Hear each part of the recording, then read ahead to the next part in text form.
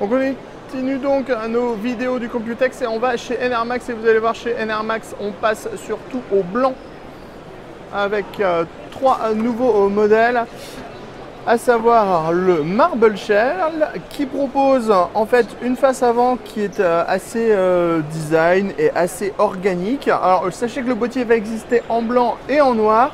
À l'intérieur du châssis, on a quelque chose de plutôt classique et dans l'air du temps, hein, avec du cable management, sans cache, du cache alimentation dans le bas avec petite fenêtre qui va permettre de voir le RGB de votre alimentation par exemple. Ce sera livré avec du ventilateur de 120 mm à l'avant. On n'a pas tous les détails techniques parce qu'il n'y a pas grand monde chez Enermax, on doit le dire. Et puis en plus, on n'avait pas de rendez-vous, ce qui est encore pire.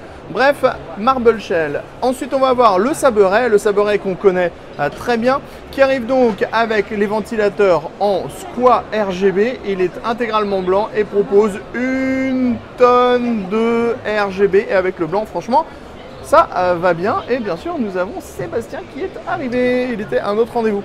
On va avoir ensuite le Flex Crate. Alors le Flex Crate, c'est un boîtier blanc plutôt classique avec pas mal de RGB. Et en fait, vous allez voir, on va y revenir dans une autre partie. Cette partie-là, elle est customisable.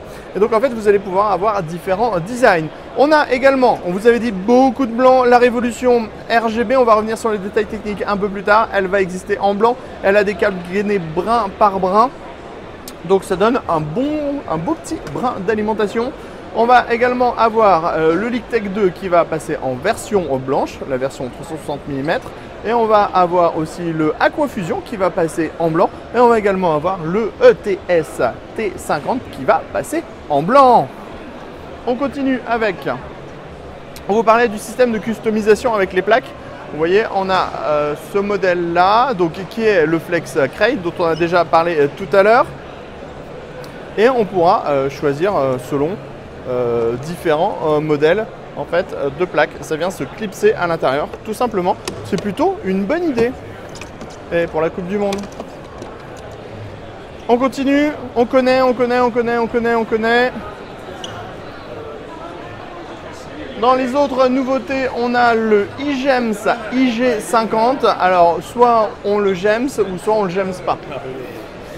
Boîtier ultra ventilation avec verre trempé à l'avant, deux ventilateurs de 200 mm.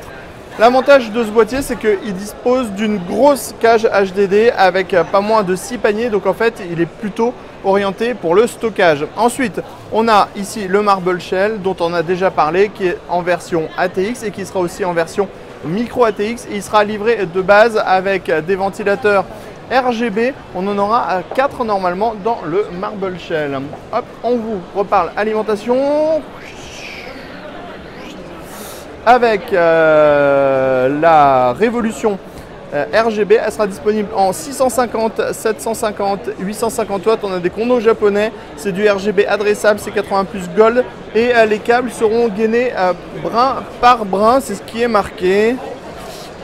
Individual sleeved et on aura 13 effets lumineux de base. Enfin, dernière chose qu'on vous montre, on a des nouveaux LeakMax qui arrivent, qui sont en version 3. C'est des améliorations et aussi l'arrivée du ARGB. On en a plusieurs modèles en 120 mm classique, 120 mm RGB. 120 mm RGB radiateur un peu plus épais, 120 mm, double 120 mm et Sébastien me dit que les ventilateurs aussi sont nouveaux. Sur ce, c'était tout chez Enermax et on vous dit à bientôt pour d'autres vidéos.